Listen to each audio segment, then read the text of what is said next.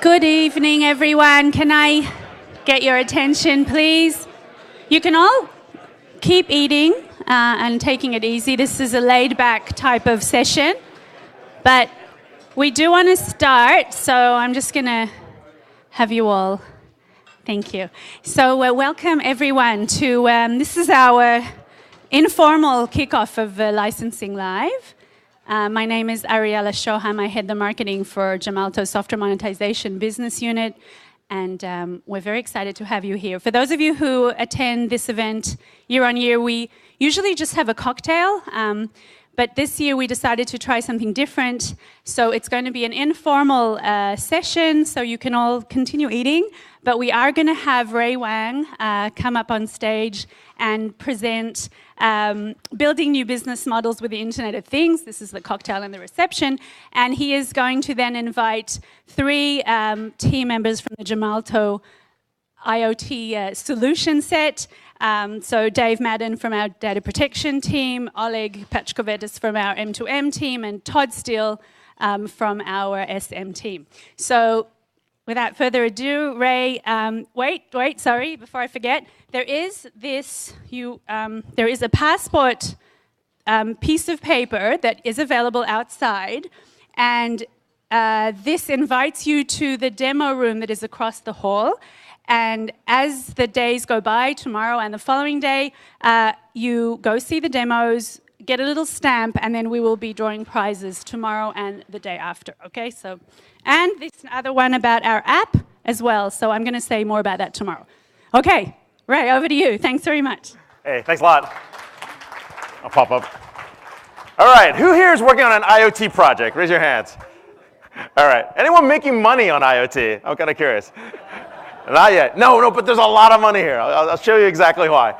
So we're going to start a little bit, just real quick, talking about basic things you need, but then we're going to jump in on some of the IoT models, and then I'm going to bring Dave, Oleg, and Todd. We're going to talk about what's happening from a connection perspective, from a monetization perspective, from a securing the IoT systems. So you've probably seen these before, but I think it's really important to understand that IoT in our survey data and in terms of everything we're looking, when we're looking at CEO surveys, when we look at our digital surveys, IoT is the #1 project people are monetizing and engaging in. Not just hardware companies, not just appliance companies, not just software companies, it's happening across the board, right? And we see a big difference. We're seeing a difference of anywhere between 40 to 70% of these profits, 40 to 77% of the margins are happening because people are building brand new business models. And that's what makes this really exciting, and that's what we're talking about here. So I've said this before, and you guys are experiencing it now. It is the post-sale, on-demand attention economy.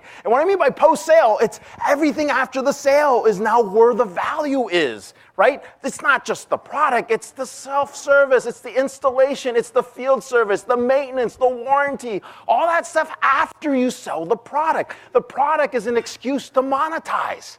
Right? And you're seeing it across the board. It is also on demand, which is interesting in the sense that we are accessing more and owning less. And what that means is I'm getting smaller and smaller of slices of a product, a service, an insight, an experience, and even outcomes. And that's what makes it exciting for what we're doing in our field.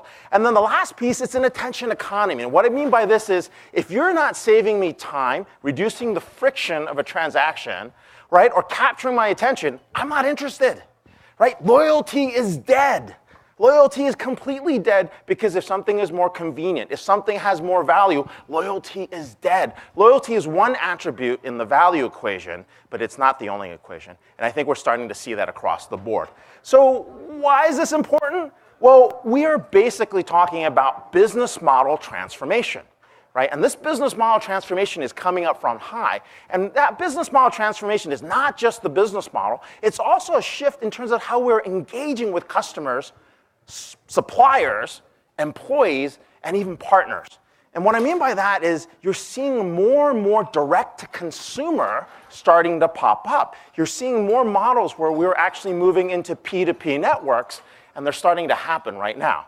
Now, these stats are interesting because you can see that the shift to these digital projects are happening. And that's happening at a convergence of a series of technologies, whether it's social or cloud or big data or IoT or AI or even blockchain. that convergence is creating these new opportunities. And if you look here, the first stat, 61% of the Global 2000 have some kind of digital transformation project. Now, I'm not talking about a website redesign. I'm not talking about putting something on mobile. I'm talking about people are seriously thinking about how do we rethink our business? How do we get there in a different way? Now, the beauty of this is there's actually budget for this because people are actually investing. Now, there is a wide range of investment, like, hey, let's put 2 people in the Valley in a Regis office. Check, we have innovation. No, let's not do that. But the point being is there is various amounts of innovation that's happening, but people are seriously investing budgets in this area. 87% of these projects are important because they have a data component, right? And that data piece is important. Part of the game is capturing the data. Part of the competitive advantage is trying to make sense of that data, and you're going to see more and more of this as we go along. And then the last piece is interesting about chief digital officers leading the charge.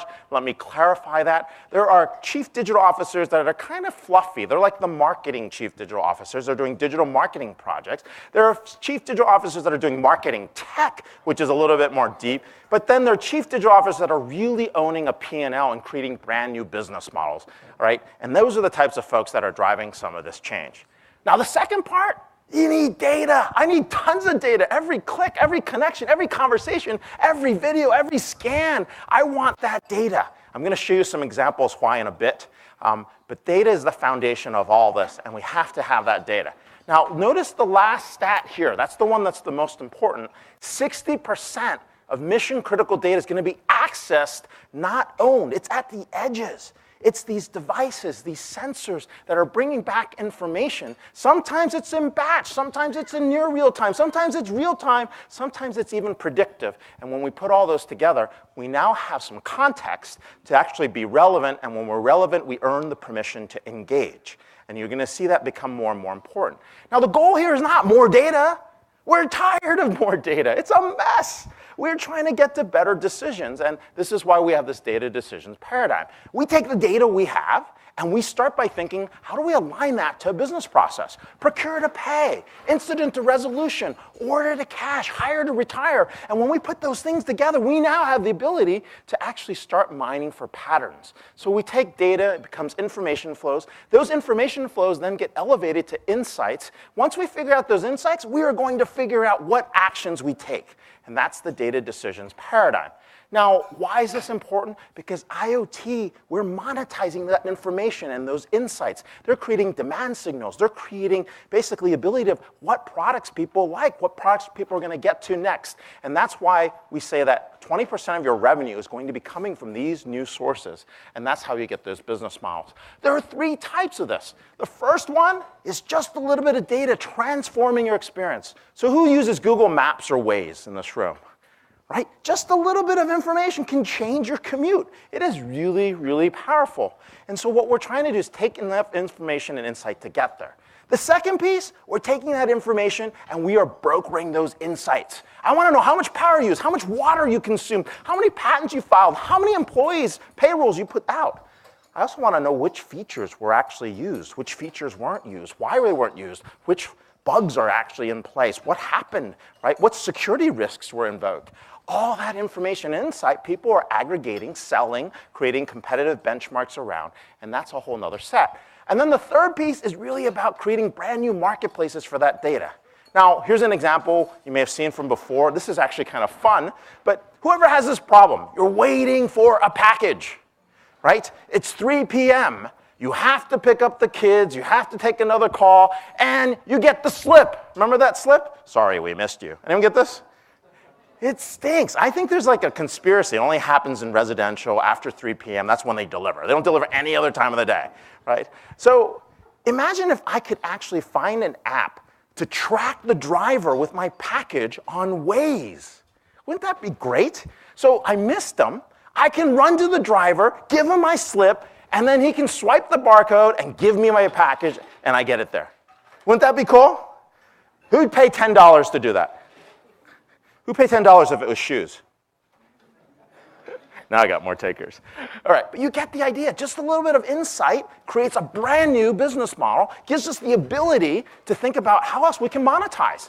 Now, it's a really bad idea. You don't want people running after your drivers. There's a guy at UPS who was in the audience once, and he's like, don't do that. It's horrible. Send them to a locker. Reroute it. Put it to a UPS store, but don't have people run after the trucks. And he's got a good point. But you can create these new models, and it's just a little bit of information and insight to get there. So the question is, how are we going to build these new business models? I'm going to give you an example and a story. So we're basically talking about IoT. And the issue with IoT is we are in the weeds when we talk about IoT. We're talking about the sensors, right? We're talking about these stacks that are being provided. We're talking about these platforms. We're talking about these networked ecosystems.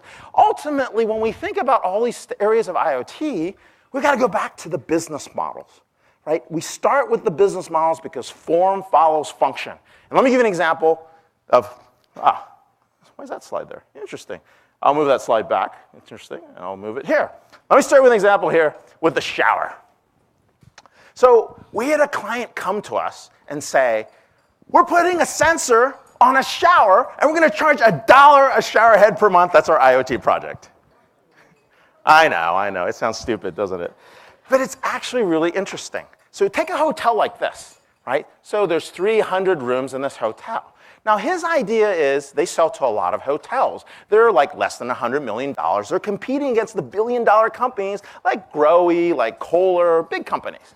So they figured they can go in and transform the customer experience because 4 out of the top 10 NPS scores are related to the shower. It's too hot. It's too cold. The water's leaking. The pressure's bad. And if you can raise NPS by 1 point, you can drive revenue up anywhere from 13 to 31% in a hotel. Now, that's pretty cool. So that's a pretty neat proposition. So I'm going to say, hey, look, I'll charge you $300, $1 per room, per month, and I'm going to drive your revenue up 13 to 31%. You're like, yes, that's a pretty cool idea.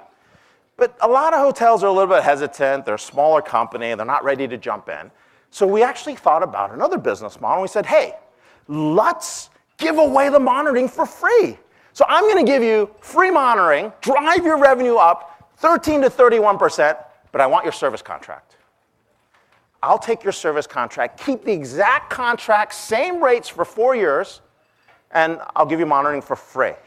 Now tell me, why do I want the service contract? What is in the service contract for me? Yell out loud.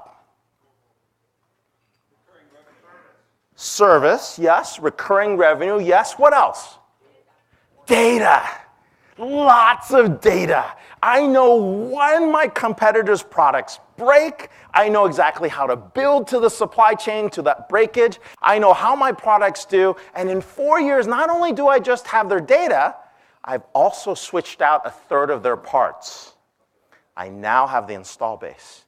But here's my problem, and you're thinking this too, because you're all practical people. How the heck are you going to service the service network? Where are you going to get these folks? So we're actually going to create a Uber-type service network of plumbers. In fact, we're going to train people on how to rip and replace our competitors' parts, and we're going to put them on active duty. And in this Uber network, from 7 a.m. to 7 p.m., we keep the same service contract. At 8 p.m., it might be $50 an hour. At 4 a.m., it could be $500 an hour for a service call. And we're going to create an Uber-like demand-based price network. But wait, there's more. There's a lot more. Who here steamed their clothes in the showers last night? Anyone steam their clothes in the shower when you're in a hotel? You're wasting tons of water. I can say I didn't do that. I was home last night. But here's the beauty of this. If I told you, keep your shower at 5 minutes, I'm going to give you 200 Hilton honors points. And if you keep it to 10, I'm going to give you 50. Would that change your behavior maybe a little bit? I think so. So now I have a green efficiency program, and I have a customer loyalty program. 5 business models off $1 per shower head per month project. This is what I'm talking about. We have to think outside of the box on how we monetize IoT instead of thinking about the technical limitations of IoT. Toaster. We had a company, not this company here, and the shower company was not the shower company that we're working with either. This toaster company came up to us, not this one, but someone, came to us and said, we're going to need an IoT project in a toaster. You're like, that's stupid. I know. You think it's stupid. I thought it was kind of funny. I'm like, how would this work? And so we actually sat through and thought about this toaster. And what's really interesting is think about the toaster manufacturer. They sell to 25 big box stores. That's it. Target, Walmart, they just sell them to big stores, right? They have no clue who their customers are. When's the last time you registered your toaster for a warranty? Raise your hands. Ooh, we got one. Oh, yes, we have a winner. That's actually pretty funny. It was a toaster oven, okay. It was an expensive one. All right, okay. That's like a 0.5% registration rate on toasters. We found the 0.5%. So the beauty behind this is nobody registers their warranty, but the only time a customer calls you up is when it's broken, when it doesn't work. So all you get are angry customers. So how do we flip this equation? If I told you, buy a brand new toaster, the only way to activate this feature which tells you how many toasts you have left is you have to connect to the internet and you have to register, what happens? I'm going to get a 70 to 80% rate. I'm going to tell you got 1,000 hours left on your toaster. That's 5,000 more toasts. We're going to monitor that for you for free. Just connect to the internet and fill out the registration card. 70 to 80% of you are going to do that. Now, what's the beauty behind this? I now know when my products are being used. I now know which parts are failing. I now know exactly how to build my inventory. And more importantly, I can say, look, you're down to 20 more toasts. I've got an offer for you. I'm going to get you a brand new toaster. So you can buy the toaster now, or for $2 a month for the next 3 years, I'm going to give you toast as a service. If this toaster ever breaks, you can get a new one in this band. And if you want to upgrade, of course, you can upgrade to the $3 per month band. You see where I'm going? Now, what's the beauty behind this? The toaster manufacturer is doing what? They're bypassing the retailer. They're going direct. The channels are completely broken because if you're going to buy a toaster from me and get monitored, I'm also going to sell you everything else I've got in my whole line of products. This is where we're headed. And so every single appliance company, every single product company, every single hardware manufacturer has the opportunity now to go direct to consumer and take that data and use that to improve their products, figure out what works, get customer feedback, and completely take back ownership of the customer experience. We are in the midst of this, and you're going to see a lot of this happen very, very quickly. Now, why is this important? Look at this. 40 to 70% higher warranty registrations. Right? You have the data. The data is the demand signal. This is the most important thing. You've got field service monitoring of all these different toasters that are out there. And more importantly, you have a warranty program. You're delivering toast as a service. And I have a cross-sell program. Your customer acquisition costs are how much? This is a cross-sell. I'm driving down your CAC, and I'm improving your ARPU. Very, very simple. That's all you have to tell your CFO. And this is where we're going in this model. Fun. Okay, now what are we going to do with this? We're going to also layer AI on top of this, right? And when am I talking about AI? AI doesn't exist. Let's be honest. It's a nice branding and marketing term. We're taking predictive analytics. We're applying some machine learning. We're hoping that we're getting to some level of neural networks. And maybe we'll get to AI. But in the meantime, we're actually going to do something interesting. Because what I want to do is deliver mass personalization at scale while I'm also delivering these new licensing models. And so the first step of this is context. Tell me who owns this. Who has the product? What information? What's the location? What's the time? Where is it sitting? How's the weather? How are people feeling about this? Because context is important to delivering mass personalization at scale. The second thing is choose your own adventure journeys. Remember these books? These are great. Start on page 1, go to page 57, come back to 22. There's 27 possible endings. In digital, we want to give people as many choices as they can handle because every choice is a demand signal. It tells you what they are going to do, not what they said they thought they would do, not what they polled, how they felt. It is exactly what they did. And when we apply context to the choices, we have ability to figure out attribution and understand what attributes, what changed to create that decision. Now, the third piece to this is anticipatory analytics. Remember Wayne Gretzky? Famous hockey player. Someone asked his dad, why was Wayne a great hockey player? He profoundly answered, he skates to where the puck will be. That's crazy, isn't it? How do you know where the puck is going to be? Nobody knows where the puck is going to be. But this is how it works. So real quickly, who here buys coffee, not the free stuff in the office. You physically go into a coffee store to buy a cup of coffee. Who does that? Okay, very, very cool. You are, what's your name? Jason, where do you get your coffee? Starbucks, what time in the morning? Not every morning, but 9. 9, what do you order? Just a regular old coffee. Regular old coffee, okay. Do you ever get food with your coffee? No. No food. Do you ever order an iced coffee when it's hot outside? Sometimes. Sometimes, okay. Do you ever go somewhere else besides Starbucks if there's not an option? Sure, so you'll go somewhere else. Now, why am I asking these questions? Let's give Jason a round of applause first. I'm asking you these questions because if I was interacting with you, what I want to be able to do is say, hey, 90% of the time, 9:30 rolls around, he's getting a regular cup of coffee. So we're going to make that choice number 1 with 90% probability. Choice number 2, it's 90 degrees outside. It's in the afternoon. We don't know if he buys coffee in the afternoon, or we're going to test this out. But I want to know if he's going to get an iced coffee. And so there's about an 80% chance he might say yes. And then option number 3, we're going to offer him a scone or a sandwich with the coffee, and you say no, right? He says no. We are learning at every interaction, and this is how we deliver a mass personalization at scale. And this is why it's important to tie the data from this IoT monetization, which is step 1, to AI, which is step 2, because we're learning and we're delivering on personalization. Go to 20-story skyscraper. I walk in, 27-point facial scan, gate analysis. It looks like Ray. Send the elevators down at 7 a.m. Send every elevator down. There's 50 people. That's how it starts. Then I swipe my badge. It says, Ray, you're on the 15th floor. There's a 90% chance I'm going to the 15th floor. But wait, my boss, she's on the 25th floor. I've been trying to meet with her for the last 5 days. There's a 15-minute window. Would you like to meet with your boss? So option number 2 pops up on my phone. It shows up on the screen. It might be in my ear. It says, would you like to meet with your boss? She's got 15 minutes. Let's go to the 25th floor. But wait, there are donuts on the 5th floor. What do I do? So you get the idea. Every single of these things are really based on outcomes. And what we're really trying to do is build an outcome-based approach to these IoT business models. We start by saying, hey, what's going on? OK, that's interesting. Then we start by telling me, give me notifications, alerts, and tasks. Then give me a recommendation. Ultimately, automate that recommendation or suggestion. Honestly, we can fake that right now. We have rules engines, complex event processing, workflow, policies, guides. We can fake it. But can you fake it for 100 million transactions per second? Can you fake it for 1 billion nodes? No.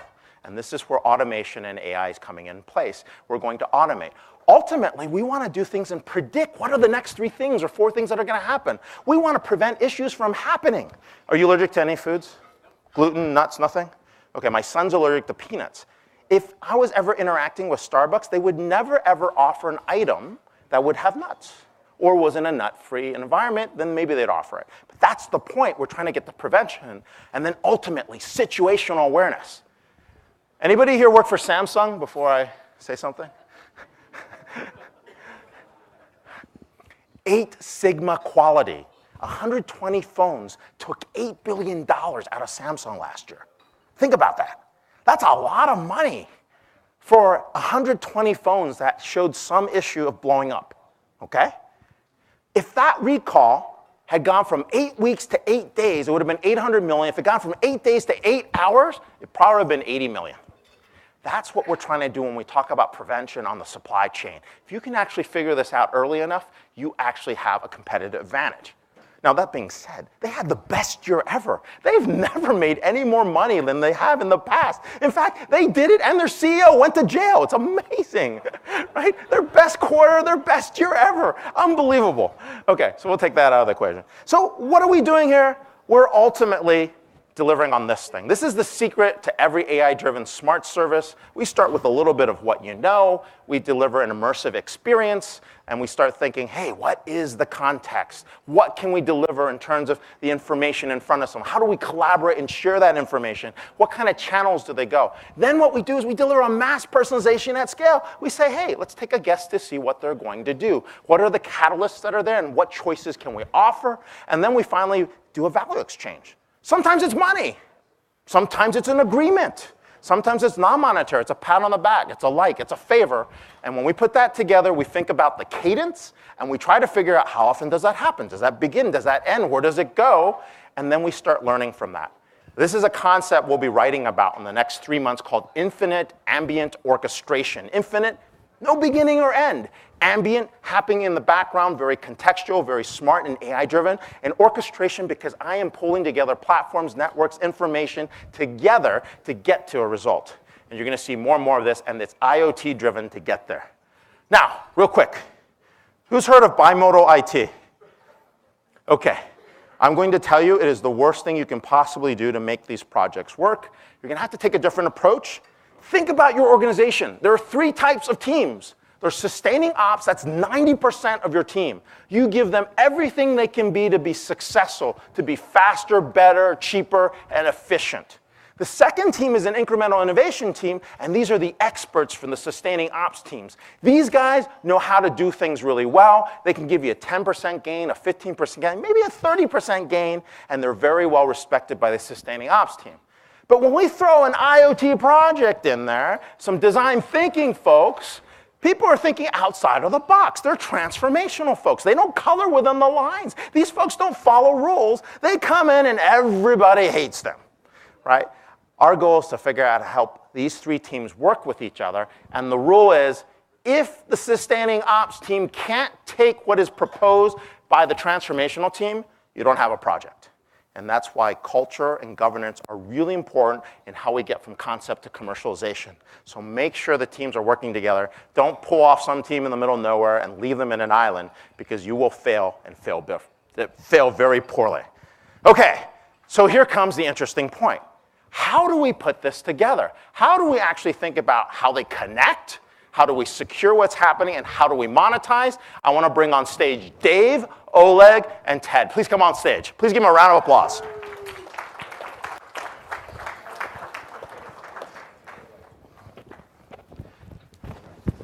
All right. We're on. Yeah. Real quick intros. What do you do for Gemalto? Oleg Pachkovets. I'm in charge of tech sales consultant in IoT. And yeah, we're actually explaining our customers how to do IoT, how to connect their devices, how to collect the data. All right, cool.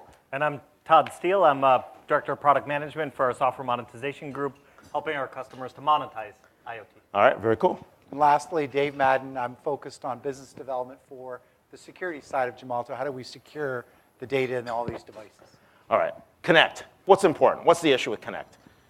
Well, what's important with Connect? Basically, this is the volume, what we're looking at Connect. So when we, what you said, Troy, the data is the key, right? So now to collect this data, we need to install devices. We need to install shower heads. We need to install this single device. But they're at the edge. There's no power. How do they connect to the internet? How do you get that information back to people? This is through the cellular connection. So we need to put a SIM card inside. And to do so, you need to touch every single device. You need to put a SIM card and so on. So what I want to say is basically even looking like a couple years back, the size of project of connected appliances was small. Now we're seeing multi-million projects. What does it mean? The price is getting down. So there's a potential to grow on the connected devices. So this is actually the key. So cost is coming down on these? Yes. OK. All right, let's talk about the next subject. Where does it go? How do we make it happen? How do we monetize all this stuff? So I think the most interesting thing about monetization in IoT as it relates to people's strategy is what we see consistently is that the business model drives the value. And you don't actually have to research and build new features of your product. It's, in fact, if you do exactly kind of what you were mentioning, is build this strategy of how do I want to monetize? What do I want to monetize? OK, I want to monetize perception around my device. I want to monetize how often you use it. I want to monetize the ability to predict exactly the use of the device. So these business model transformations really end up being the impactful change of adopting IoT that we see for companies. unlock the value and the value change. Think about the moments that you can monetize. That's right. Okay. It's All exactly right. But the devices are everywhere, right? People are like, how do I secure this? It's all over the place. There's connections everywhere. Everything is a security hazard. What do we have to do to secure these devices and those networks that tie them back and the data, given what's going on? And to your point, the data is really where you start. And when you look at some of the breaches we've seen recently, with Equifax or the SEC, Miri, botnet, it really starts with a framework. And if you can start with a basic framework of protecting data, protecting access to that data, and by the way, there were 6 billion security breaches last year that Gemalto tracked in the world. Of those, 4% of those had their data encrypted. So if people could do the basics, encrypt the data, control access to that data, that's where we start, and that's where you really start in IoT, is start with the basics. So encryption is the best practice right now? It really is. Okay. So even if it's just log data, you would encrypt that? Well, so to your point, you've got to decide what data is of real value. To your point, the data is the oil, is a new saying from IoT, and you got to look at your data, because that data can be, as you say, syndicated. It can be brokered to other companies like Google does today, or with map information. That's powerful data. That will, as you say, become more core to your business over the next 3 years. So how do you protect the data itself from being stolen, as well as the access control to that data?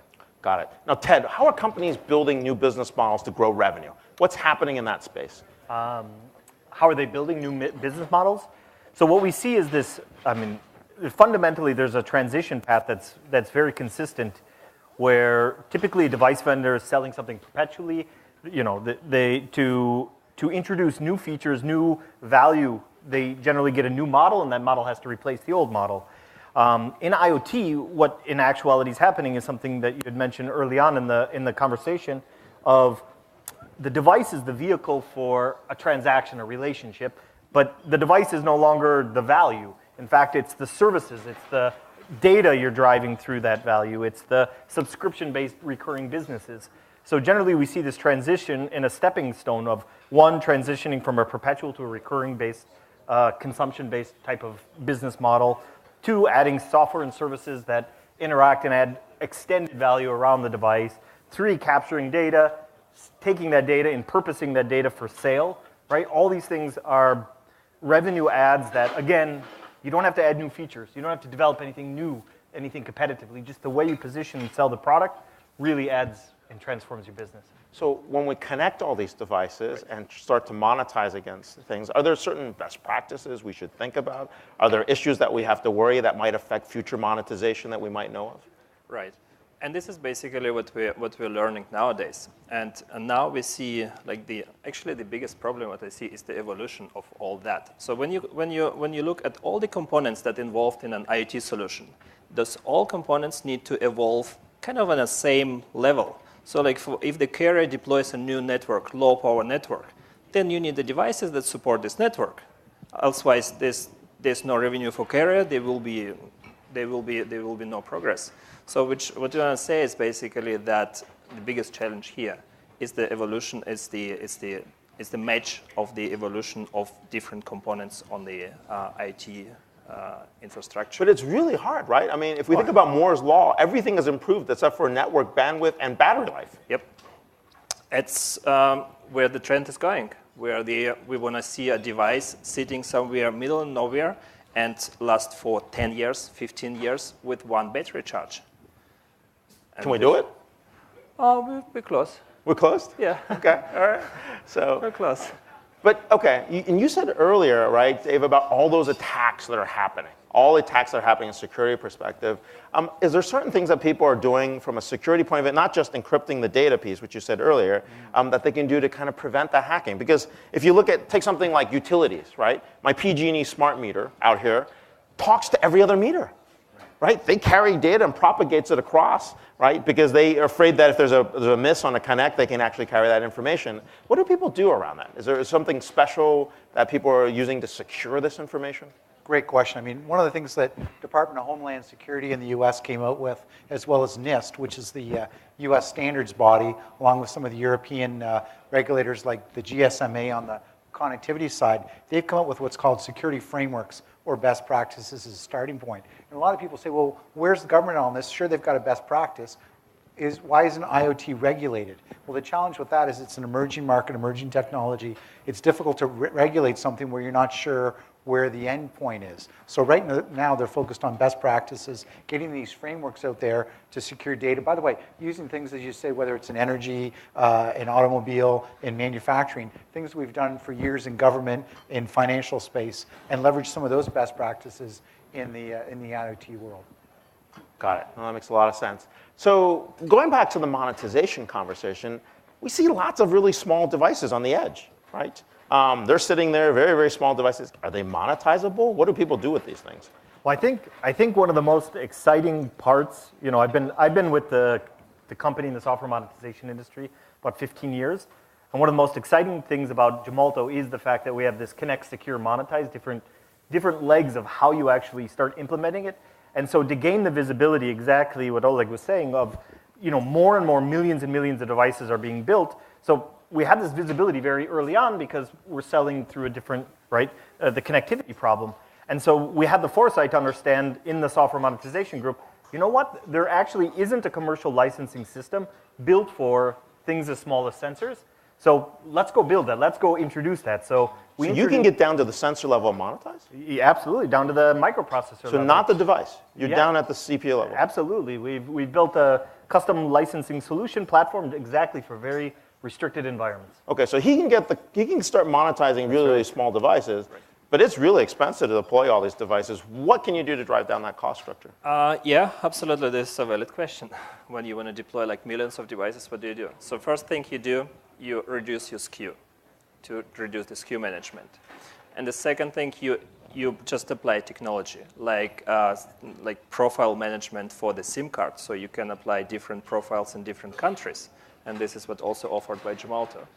And the third one is basically you better involve experts who have been around for like IoT, M2M was existing for like 20 years. Maybe, and there's some best practices that can be explained, which is also offered by Gemalto as a consultancy service, to bring this knowledge to the street and to be able to deploy these giant projects. So simplification and standardization is how you're driving down that cost for, billions of sensor deployments. Because he's talking about literally small sensors here at that level, and you just run the same kind of model in each one of these. Pretty much. Okay, pretty much. Can I secure those, Dave? That's one of the challenges that a number of worker groups are looking at. Gemalto has been at the forefront of all of that, dealing at the device level, the gateway, the router, all the way back to data as it goes back to the cloud. So I would say it's a work in progress. It's one that's evolving in phases, and we're trying to keep up with as you say, the standards. Cool. Well, hey, let's jump into questions. Before we do that, let's give everyone a round of applause. Oleg on Connect, Dave on Monetize, Ted on Secure. I mixed them up, but Dave on Secure and Ted on Monetize. So any questions from the audience? Let's jump in. So anything that you guys are working on, things that you're thinking about? If not, we're going to jump back to drinks. Quick, no questions. All right. Oh, we got a question. He's holding up drinks. All right. Now, what's your name, rank? What do you do? I'm Mike Marshall. So what happens when the customer wants to opt out? So what happens when the customer wants to opt out? What happens on the connection level? Well, this is, again, when we're talking about standards. So it's basically the solution can be, I wouldn't say replaced, but it's more, it can be seen from different angle and different components, different parts. So I can mute a feature. I can mute a feature. Yeah. I can mute a certain set of information that I don't want there. Correct. Okay. What about on the monetization? What happens if I want to opt out? So I think the question around monetization and opt out is I don't want you to collect my data, right? So what do we see happening in the industry to help incent customers to give this? Generally, it has to do with the value of the connection, right? I want to give you an automatic renewal. I want to give you notifications. I have updated things for you. Maybe I have new training modules, right, for areas of the product that you haven't used because I'm collecting usage around what features you are using and you're not using. So it's all around incenting, hey, the value of the system, the value around the device, right, through this automated connection is, you want to incent that behavior as much as possible. That's what we see. So the pull is incenting the behavior. Because you're giving more, and that's what the customer said. Okay, as long as I'm getting more. So I'm getting yeah, a value you can have exchange, I'm interested. Yeah, you can If have I'm my not getting a value exchange, we get into the secure piece. Right. Do we put contact preferences? Do we put feature preferences to give people more control? What do you do on that end? Yeah, and by the way, this is not a theoretical question. This is a real one that you asked. In Europe, there's a standard called GDPR, and it's already in place now, and the fines start hitting a year from now, and those fines are 4% of your global revenue if somebody decides to opt out, as you suggest, and you don't follow the practice, even if the data, even if you're a US company, if you're dealing with one person's data from Europe and you don't handle that properly. So the answer is really to work through policies and access control at the back end, but ultimately it's got to be able to control that user data to say, if somebody opts out, how do you deal with that? And that's not a fictitious question, that's a real one today, that things like GDPR are So Dave, the answer is the EU and GDPR is enough incentive, 4% of your global annual revenues will get you moving. All right, cool, very, very cool. One or two more questions, go ahead. Name and where are you from, just so we have context. I think one thing's missing from that model that's more important than anything you got on there. It's got to be something useful that you're going to be able to drive revenue off of, and not it says connect, secure, monetize. You can only monetize something that's useful. Oh yeah, no, definitely. That's the assumption. It has to be useful. Right. It's a business model. Making an assumption, you have to actually put it on there because I'm not assuming it's on there, and I don't make assumptions. Oh, I like hard, concrete things. all right. Well, we will put that on the next slide. I really appreciate the feedback. It was in the context of all the slides that we had before about having a business model and purpose. But thank you very, very much. So I really appreciate it. Thank you. So any other questions? Any other things people are thinking about between models and how they build out their IoT strategy? Okay. Well, with that, please feel free to jump up to Dave, Oleg, or Ted. Ask them any questions while we're still here. Drinks are still going on. Thank you very much for being here, and thank you. So.